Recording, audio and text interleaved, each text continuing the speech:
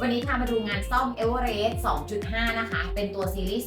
2.5 ซึ่งภายนอกเนี่ยไม่ได้รั่วซึมแตกแต่ลูกค้ามาโอเวอร์ฮอลระบบเพราะว่าใช้มาแสนโลค่ะ อันนี้เลยนะคะตัวนี้มองเห็นชัดนะ ถ้าซูม โอเค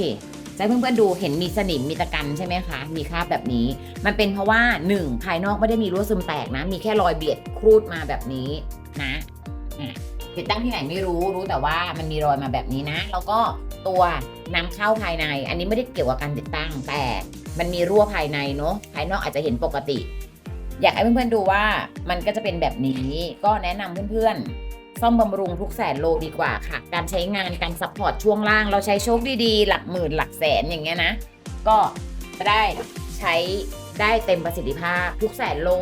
โอเวอร์ฮอลระบบไปเลยค่ะเปลี่ยนซีนโอริงน้ำมันไฮดรอลิกแรงดันไนโตรเจนที่ TWC Auto Sport หลังเซ็นทรัลบางนาเราพาร์ทอะไรแท้โปรฟินเดอร์นะจ๊ะ